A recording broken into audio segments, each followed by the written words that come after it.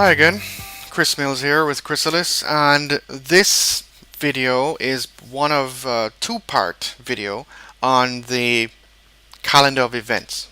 In this part A, I'm going to be showing you the front-end version of the calendar of events.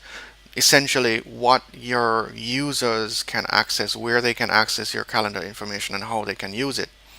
In the second video, B, I'm going to be showing you how you can change the calendar information. So if you're really looking for some instruction on how to change the calendar of events, skip to the next video. All right.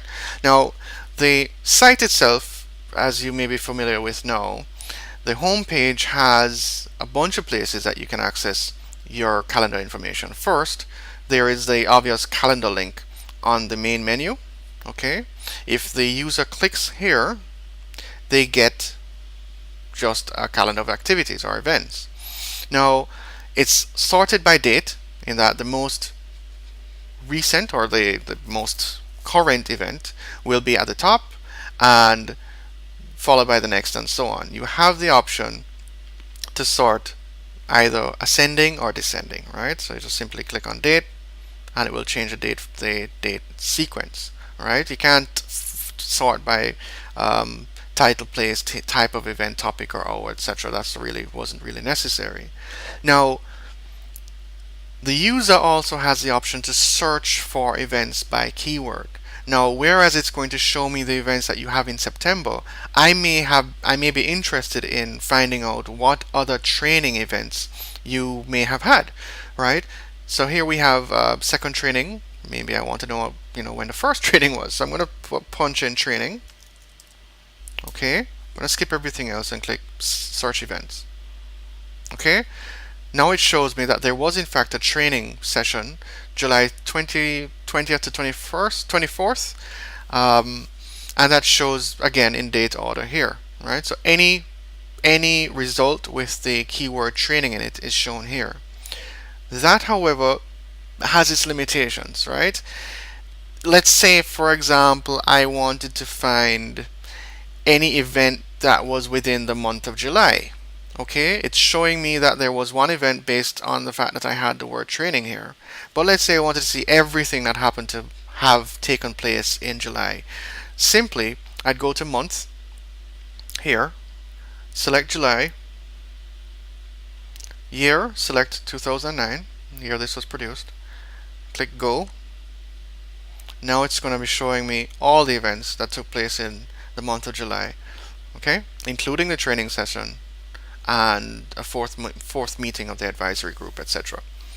I can also search for keywords and enter a start date and end date. So if I knew, let's use training again, or let's use the word meeting, and I'm going to put in a start date. Now, these little boxes, I should tell you, anytime you see these little boxes, whether it be on the front end or the back end of the website, once you click these, it will open a calendar. Okay, so I'm going to click that. It gives me the current month here. Current date is in green, and I have the option to click these double arrows to go back a year or forward a year, or I can click the single arrows to go back a month or forward a month, or I can click today to jump back to today's date after having gone forward or back. So I'm going to go back a few months. All right, let's go back to January, and that's my start date. Okay, click the X to close, and I want an end date. Let's say anything going up to December. Let's go to next year, right? November 2010. I don't think there's anything in it. Close.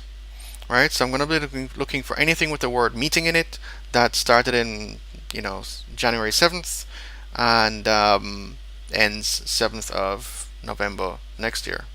Okay. Search.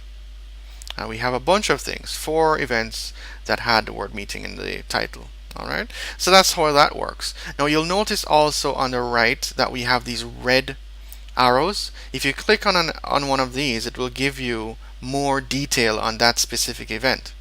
Okay, Alright, so if you wanted to find out, for example, the institution responsible for the event, the person responsible, a link to a website, or a synopsis or summary of that particular event, this would be where you'd find that information. You also have the option to do a printable version of the page if you want to just print this off, and you have also the option to send this information to a friend via email. Okay, when you click on send to friend, I'll just show that to you really quickly. It brings up this dialog box for you to put in your name, your email address, your friend's name, and to send your friend a quick email to say, well, hey, check this event out, it may be of interest to you. Once you click send, an email is sent to your friend automatically by the website. Alright, now let's go back to the home page really quickly. That was the calendar of events page. We also have on the right of the home page the calendar itself. Alright, now the calendar shows clearly all of the dates for the month, but you have the option also, well, it shows you the current date in blue and any date that has an event in red. One thing that you should note is that today's date, for instance, the 7th, there is an event today. You can find out if there is an event simply by pointing at a date. Let me point at the 14th first. It pops up with a little window that shows you the title, the date, and the place. Right? If you wanted further information, simply click the date and it will pop up. I'll show that to you in a moment. If we click on if you point at the 7th, you'll see that there is also an event today.